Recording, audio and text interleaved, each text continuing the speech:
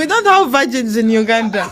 They know that. I had to look in my camera. We don't have virgins in Uganda. There's this podcast that reached me, a lady and a gentleman. They were discussing about different nations.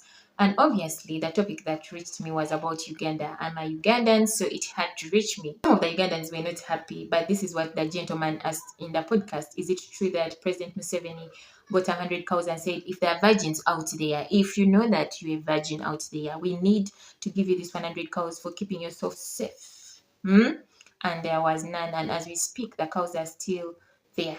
And then the lady was like, let me even look directly in the camera and tell you, there are no virgins in Uganda. We don't have virgins in Uganda.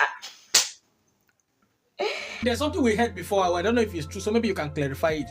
That the president of Uganda brought 100 cows and kept it, that anybody that is a virgin above 12 years old should come and take the cow. And the cows are still there. Nobody have collected the cow. Is it true? Yeah, it's true. I don't understand. We don't have virgins in Uganda. They know that. I had to look in my camera. We don't have virgins in Uganda.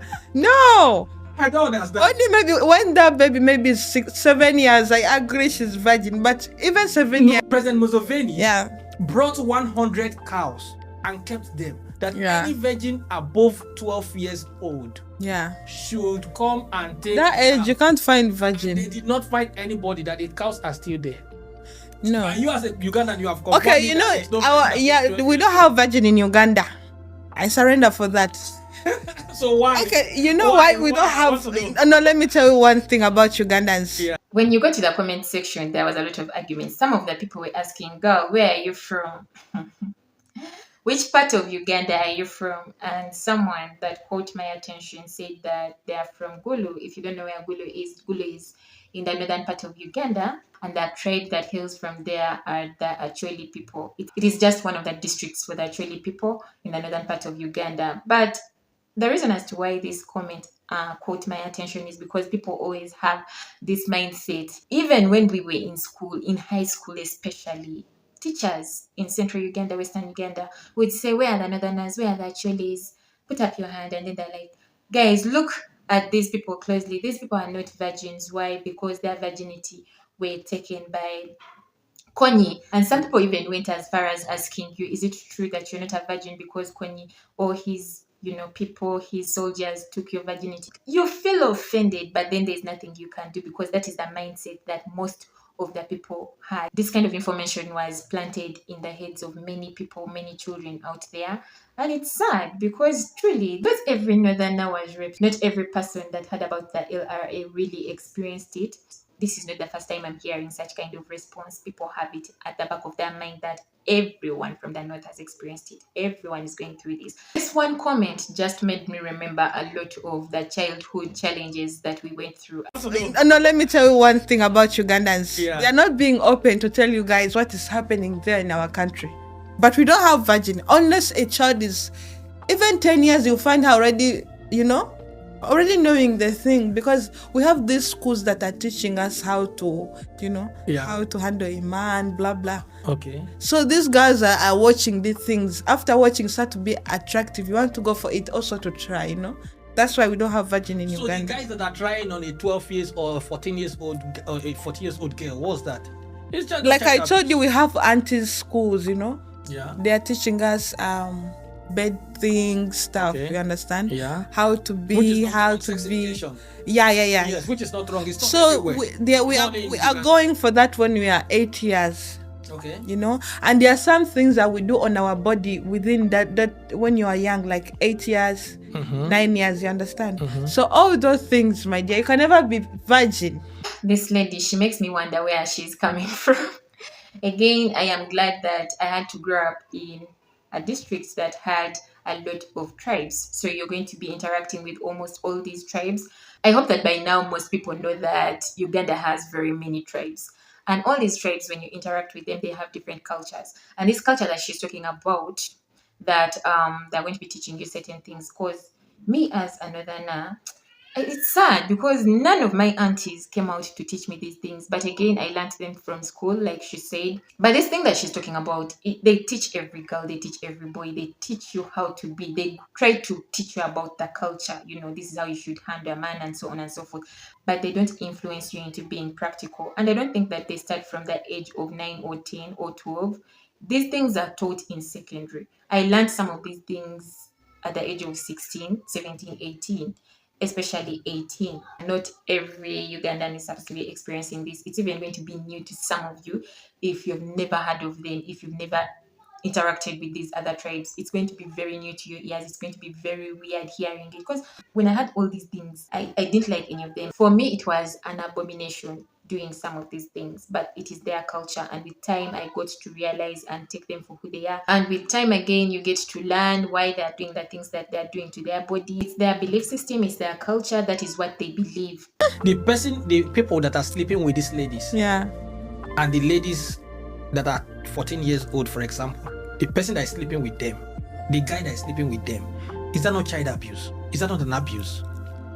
It's a child abuse, but is that not abuse? no, if she's got pregnant and maybe if you raped her, something come out like you raped her. No, if it was not, or rape, the parents knew about it. If a guy that approached, for example, in the UK, Yeah. in the UK, if the child is not up to 17 to 18 years, I think, if you sleep with a girl that's less than that age bracket, of course, it's considered as child abuse and you're going to go to prison for it. I think this information is correct. I stand to be corrected. Yeah. But in Uganda, my question to you is that, is it not child abuse for somebody to sleep with a child of less than 20 years old? It's child abuse. You know our age limit? Yeah. 18 years. That is everywhere. 18 years. Yeah. So these ones that are 14 years, So unless you report, unless you have reported that I had sex with somebody, and who's going to report? No, but if they don't report, if the brothers, for example, me as a person, if I discover that my sister that is 14 years old is sleeping with a guy, of course I'm going to take it up with that guy. Yeah, you have a right. You might not take it up with your sister because your sister is sick, but you need to take it up with the guy. Mostly if the guy is But 14. the guy is not even the one making the thing, to work out. You will also find that your sister is the one who go for it, because she want to experience what she has been learning. She want to experience what she has been told. If your sister goes for it, okay, the fact is the person that agreed to do it with your sister, the person should go in for it. Your sister can go for it and the person decide to say no. This podcast, when they were discussing, they discussed about almost every country.